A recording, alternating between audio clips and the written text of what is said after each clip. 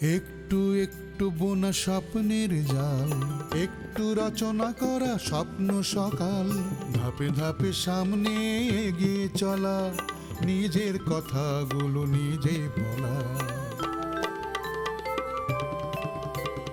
সূর্যের হাতছানি ওই, কেন তবে আবদ্ধ রই? কালো আধার কেটে আকাশ জুড়ে দেখো বসেছে প্রাণের মেলা, ভোরের আকাশে ওই করছে খেলা, সোনালি মেঘের ভেলা। আমার কাছে তুমি অক্ষম না, আমি মনে করি এটা তোমার অপূর্ণতা। ওই একই কথা। না, এক কথা না, এখানেই তোমার সাইকোলজিক্যাল প্রবলেম। এত বড় একটা আনন্দের খবর আর সেটা জানায়নি। আরে আপনার ঘরে নাতি নাতনি আসছে, আপনি দাদি হতে চলেছেন। তাই নাকি? আপনি সত্যি বলছেন? অন্যর কাছে যদি নাটকের যাতে তন্ময় বড় হয় তাহলে নাটকটা ছাড়বে, না হলে বিয়ে হবে না। আর যদি নাটক আর তন্ময় দুটোই সমান হয়? ওই খ্রিস্টান মেয়েটা আর সাব্বির স্যারকে নিয়ে আমরা অফিসের মধ্যে একটা গুজব ছড়িয়ে দিতে পারি। মানে আমার লোনটা যে স্যাংশন হয়ে গেছে এই কথাটা তুমি আপাতত কাউকে বলো না। আই মিন খোকা ভাই। বলতে হবে না, আমি বুঝতে পেরেছি।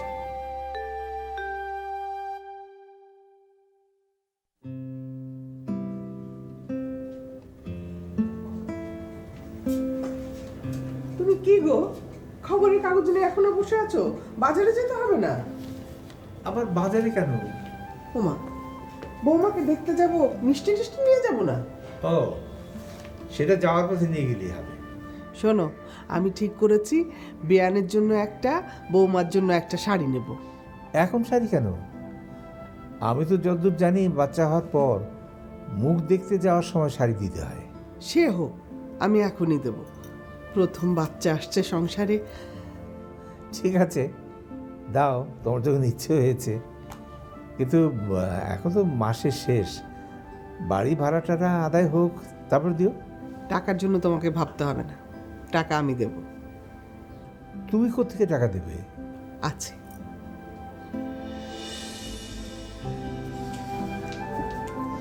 কি রে, টাকা দিচ্ছিস কেন? রেখে দাও, তোমাকে দিলাম। মা, তোমার তো কত সকাল্লাদ থাকে, পূরণ হয় না। এই টাকাটা দিয়ে তো আর সব পূরণ হবে না, কিছুটা পূরণ করো। জীবনে প্রথম কেউ আমাকে টাকা দিল,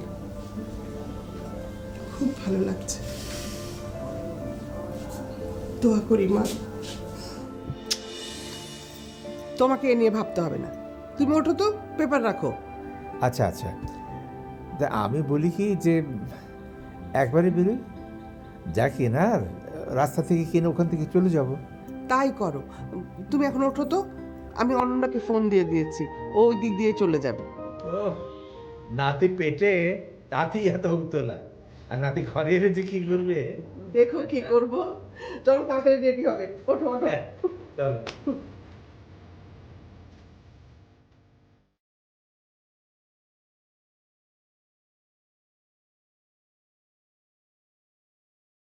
নে, গরম গরম স্যুপটা খেয়ে ফেল। মা, মাত্র নাস্তা খেয়েছি, এখন আবার স্যুপ খাবো? খেতে হবে না, এখন তো আর তুই একা না, পেটে যে আছে তার জন্য খাবার লাগবে না। সে কি এখনই খাওয়ার উপযুক্ত হয়ে গেছে? শোন, এই সময় সব মেয়েদেরই পুষ্টির দরকার আছে, বুঝলি? নে, খেয়ে নে। আমি যাই, ওইদিকে রান্নার ব্যবস্থা করি, তোর শ্বশুর শাশুড়ি আসবেন। ওনারা তো আসবেন বিকেলে, ফোন দিয়েছিলেন। তাই নাকি? তবুও তো ব্যবস্থা তো করতে হবে। আমি যাই, খেয়ে নে।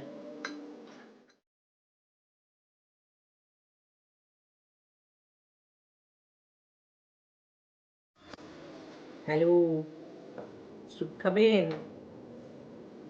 শুনলে না, মা বললো পুষ্টির দরকার।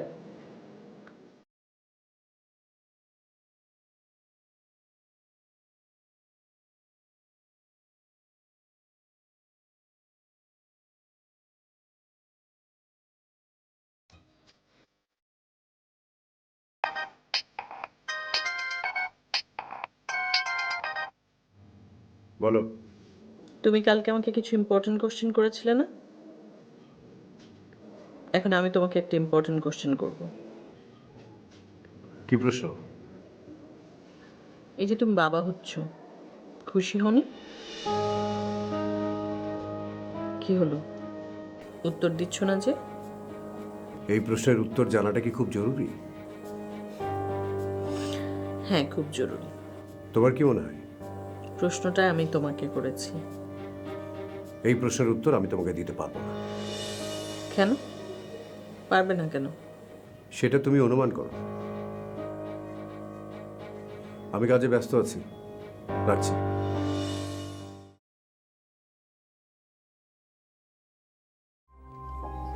আমি যে ভয়টা পেয়েছিলাম সেটাই হলো, ও আমাকে ভুল বুঝছে।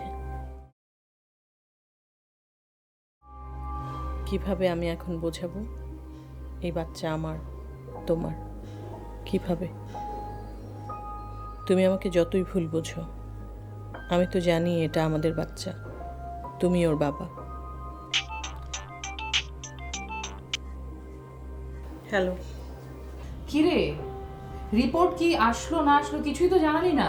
রিপোর্ট আনিয়েছিস? হ্যাঁ। আচ্ছা, কি হয়েছে বলবি তো?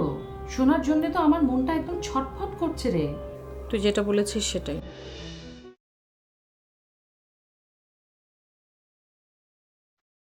হ্যাঁ, তার মানে তুই তুই কনসিভ করেছিস? ঠিক বলছিস? হ্যাঁ ঠিক। ও মাই গড, দেখি দেখলি তো আমার গেসিং পাওয়ার কত স্ট্রং। তুই টের পাসনি? পেয়েছিলাম, ঠিক পাত্তা দিইনি। লাস্ট 3-4 মাস ইরেগুলার ছিল তো, কতবারই তো এরকম হয়েছে। মগ্ন, শ্রাবণী কনসিভ করেছে, সেলিব্রেট করব। ওয়াও, যাক, ওর একটা বড় সমস্যা সমাধান হয়ে গেল। শ্রাবণী, যা, তোর ছুটি। সরকার তো মেটারনিটি লিভ দেয় 4 মাসে, তাই না? আমি তোকে পাক্কা 1 বছরের লিভ দিলাম। তোর একদম ছুটি। তুই এখন খা দা, মনের সুখে আনন্দ করে বেড়া, যা খুশি তুই তাই কর। আর হ্যাঁ, ভালোভাবে টেক কেয়ার কর, কেমন? মাসে মাসে তোর অ্যাকাউন্টে স্যালারি চলে যাবে, সঙ্গে মেডিকেল অ্যালাউন্স। কি খুশি তো? সবাই খুশি, শুধু একজনকেই খুশি করতে পারলাম না। কি রে, কথা বলছিস না কেন? এই শোন, প্রথম 3 মাস কিন্তু ডেঞ্জার পিরিয়ড, হ্যাঁ? একদম ভারী জিনিস তুলবি না, কোনো ধরনের হার্ডওয়ার্ক করবি না, জার্নি ট্রান্সপোর্ট এসব অ্যাভয়েড করে চলবি, হ্যাঁ? আর একটু একটু করে হাঁটাহাঁটি করবি, ঠিক আছে? হয়েছে হয়েছে, তোকে আর বলতে হবে না। তোর কি বাচ্চা হয়েছে? তুই এত কিছু জানলি কোত্থেকে? আমি, শোন, মেয়েরা এসব এমনি এমনি জেনে যায়। নিজেকে বুঝি মেয়ে মনে করিস তুই?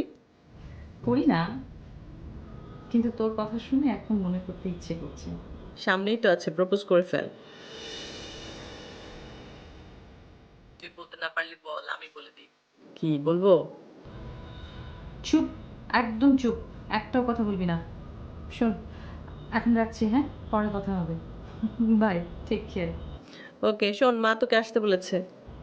হ্যাঁ, এখন তো যাব, এখন তো আরো ঘন ঘন যেতে হবে আমাকে।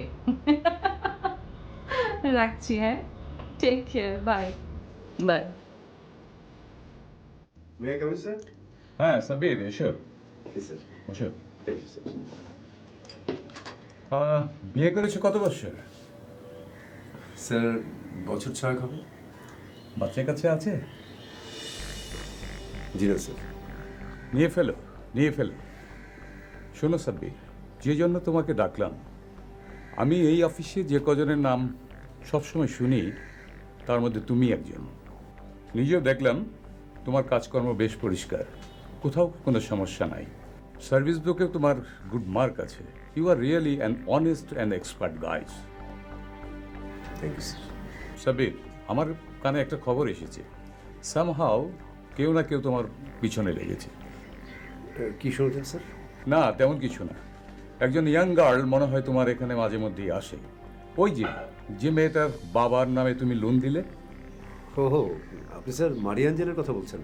এক্স্যাক্টলি। তোমাকে এ ব্যাপারে একটু সতর্ক থাকা দরকার।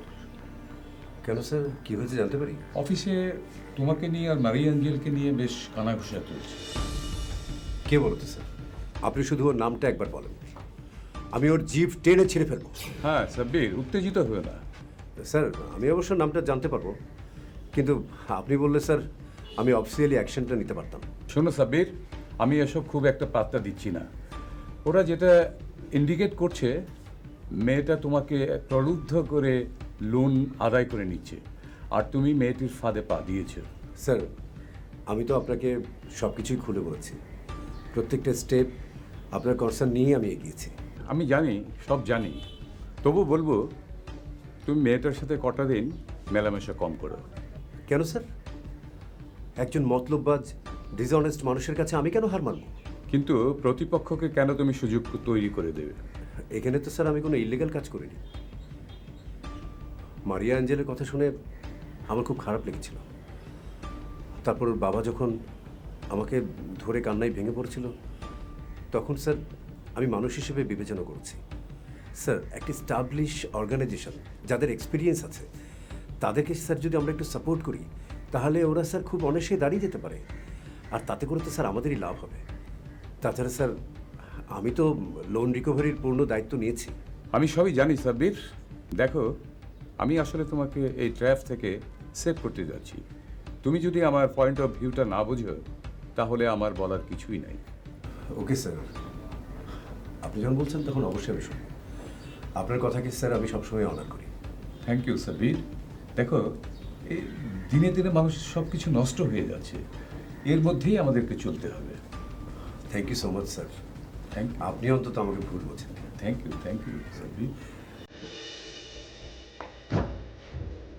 আরে অনন্যা, কখন এলে? আরে ছাড়ো ছাড়ো ছাড়ো ছাড়বো না। ছাড়ো ছাড়ো ছাড়ো। দাঁড়াও। আরে কি? না না না, খাও। ভাবি, তুমি এখন মা, ভাবতেই যে আমার কি ভালো লাগছে। এইবার যদি ভাইয়া একটু লাইনে আসে। তোমার ভাইয়া কোনোদিনও লাইনে আসবে না। আসবে আসবে, ছেলেপুলে যখন ঘাড়ের উপর উঠে বাবা বাবা করবে, তখন ঠিকই লাইনে আসবে। আসবে না অনন্যা, আমি জানি তোমার ভাইয়া আসবে না। কি বলো? ঠিকই বলছি। এই যে তুমি আজকে এসে আমাকে জড়িয়ে ধরে নাচানাচি করছো, আনন্দ পাচ্ছ, এই কাজটা সবার আগে কার করার কথা বলো? কার আবার? ভাইয়ার। অথচ তোমার ভাইয়া একবারও আসেনি। আসবে আসবে, কাজে কর্মে ব্যস্ত হয়তো। মানলাম সে ব্যস্ত, কিন্তু এই উচ্ছ্বাসটা কিন্তু ফোনেও প্রকাশ করা যায়। করেনি? 1000 মাইল বেগে টর্নেডো হলেও তোমার ভাইয়ার কোনো চেঞ্জ হবে না। কি জানি, আমি এসব বুঝি না ভাবি। মন খারাপ করো না, সবার জীবনে সব তো হয় না। সেটাই হয়তো, আমি তো মেনেই নিয়েছি। তাও তো আমার ভাগ্য ভালো যে একটা বাচ্চা আসছে। আমি তো ভেবেছিলাম আমার ভাগ্যে এই দিন আর কোনোদিনও আসবে না। এসব কথা বাদ দাও তো ভাবি, নতুন যে আসছে তাকে নিয়ে ভাবো, তাকে নিয়ে জীবন শুরু করো। কে খোঁজ নিল আর নিল না, এসব নিয়ে ভেবে না ভাই। না, আসলেই আমি এখন আর কারোর জন্য আমি আমার জীবন নষ্ট করব না। যদি কারোর জন্য জীবন নষ্ট করি, সেটা করবো আমি আমার সন্তানের জন্য। কে করে যাচ্ছিস? কাজ আছে, কি রেস্টুরেন্টে যেতে হবে? লাঞ্চ করবি না? লাঞ্চ করেছি। না, তুই লাঞ্চ করিসনি, তোর মুখ শুকিয়ে আছে, তোকে দেখে বোঝা যাচ্ছে তুই মিথ্যে বলছিস। চল তো, চল চল চল, লাঞ্চ করবি চল। প্লিজ, আমার দেরি হয়ে যাচ্ছে।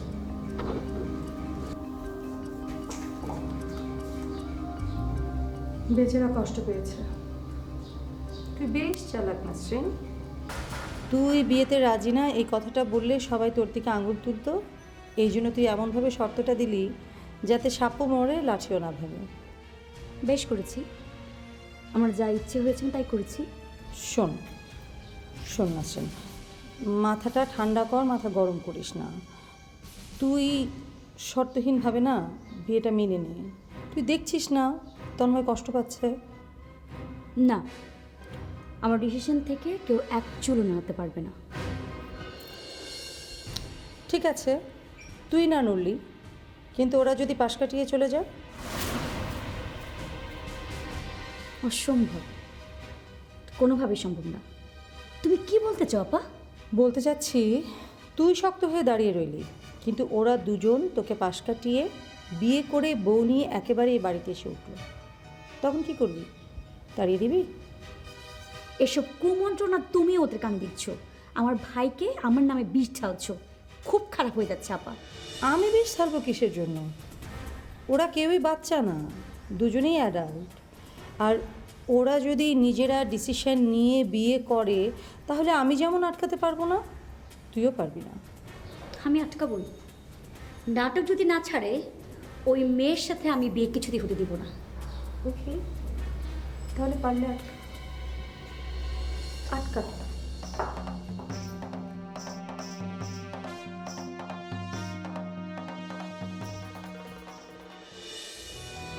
পথে আসতে কোনো কষ্ট হয়নি তো? না না যা জ্যাম।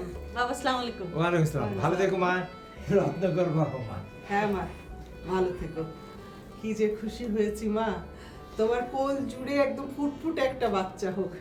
আল্লাহ এতদিন পর আমাদের মুখ চেয়েছেন বিয়ার, খুব খুশি হয়েছে না মা। তুই নাও।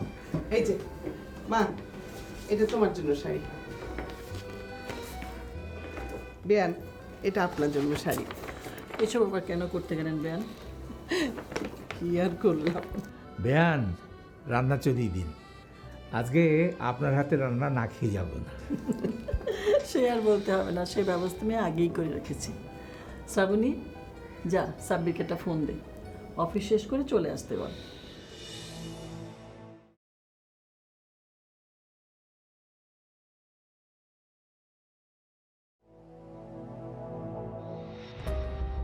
আরমান সাহেব এসব কুমন্ত্র ঢালছে। কি ভেবেছে সে এসব করে আমাকে দমাতে পারবে? ইডিয়েট কোথাকার।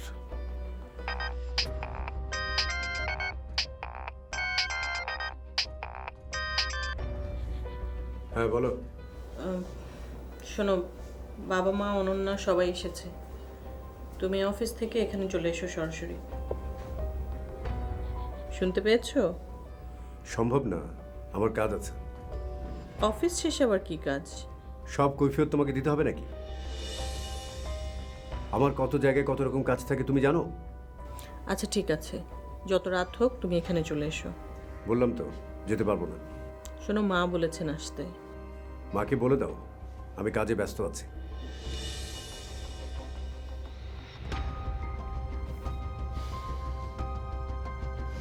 তুমি তো বেঁচে গেলে নিমগ্ন, তোমার মেয়েকে আর ছেড়ে দিতে হচ্ছে না।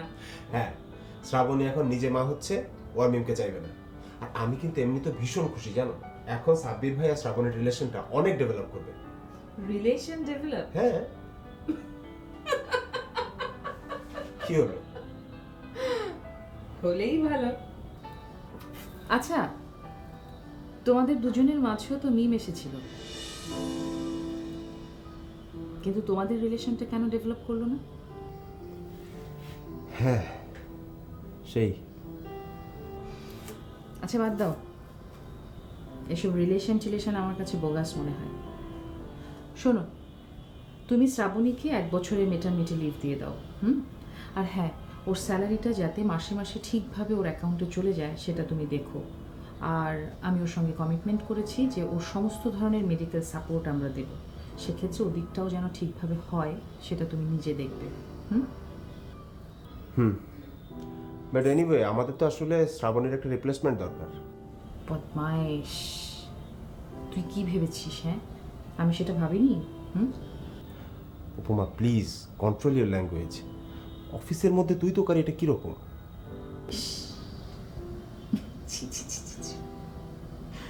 নিজের ফাঁদে আমি নিজেই পড়ে যাই জানিস। আরে আমি যখন এই নিয়মটা করেছিলাম তখন কিন্তু জানতাম যে এক গাদা বন্ধু বান্ধব এসে আমার কলিগ হবে আমার অফিসে। আচ্ছা, একটা নিয়ম যখন আছে সেটা থাক না, অসুবিধা কি? ঠিক আছে, শ্রাবণীর রিপ্লেসমেন্টের ব্যাপারটা তাহলে আমি নিজেই দেখছি।